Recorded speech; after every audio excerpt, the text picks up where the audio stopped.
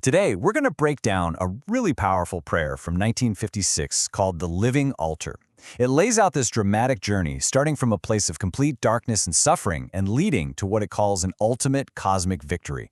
So what is that journey and, what does it really ask of a person? Let's dive in and find out. So right off the bat, this prayer doesn't open with praise or anything like that. It starts by defining a huge problem. It describes humanity as a people who are just constantly suffering, hearing these endless moans of death. It's a really bleak picture, and it sets the stage for absolutely everything that follows. To solve this problem, the prayer gives us a super clear four-part path. First, it defines this state of darkness. Then, it introduces this idea of the grace of salvation. After that, it explains what it means to become an offering. And finally, it reveals the ultimate goal, building this thing called an altar of victory. Okay, so let's start at the very beginning, with what the prayer calls a people in darkness. Now, this isn't just some vague metaphor. The text is incredibly specific and uses some really powerful language to describe this initial state of being. I mean, the language here is just so vivid, right? It's painting a picture of humanity trapped in an earth of darkness, with our very bodies literally submerged in death. It's a state of profound separation where the sound of life is just completely drowned out by these constant moans of death. A condition this dire? Well, it's pretty clear it's going to need a powerful solution. And that solution shows up in the form of a divine intervention, which brings us to our second part, the grace of salvation. This is where the whole tone of the prayer just completely shifts from despair to one of real hope. And right here, this is the turning point. Grace isn't some abstract idea. It's presented as a tangible force.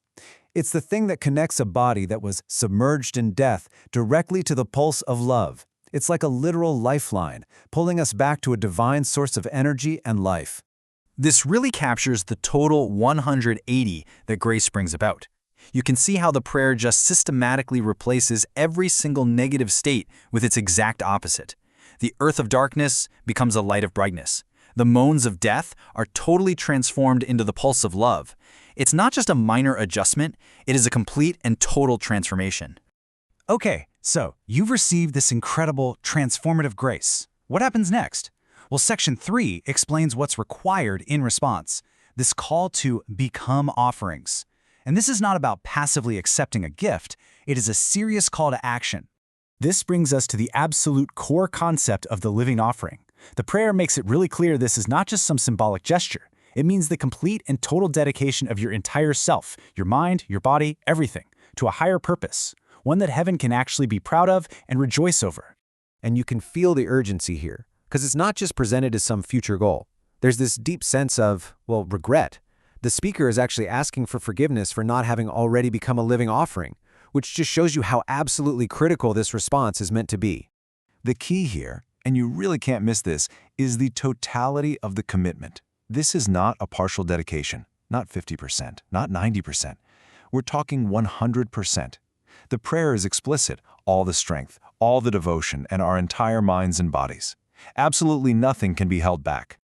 So this complete, all-in offering leads us directly to the final section, the altar of victory. What is the ultimate point of this total self-dedication? Well, the prayer builds to a truly epic, climactic goal.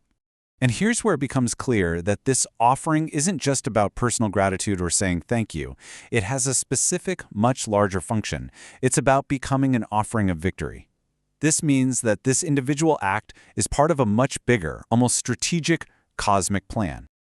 So when we lay it all out, you can see this incredibly clear four-step path. It's a logical journey. You start by acknowledging the suffering, then you receive grace, then you respond by becoming a living offering, all in service of that final goal, establishing the altar and achieving victory. And the stakes of this victory? They are absolutely cosmic. The ultimate goal isn't just personal salvation. It's to build an altar of glory that is so powerful it can literally subjugate Satan. In other words, the goal is to overcome the ultimate source of evil and restore glory to heaven. This leaves us with a final, pretty provocative thought to chew on.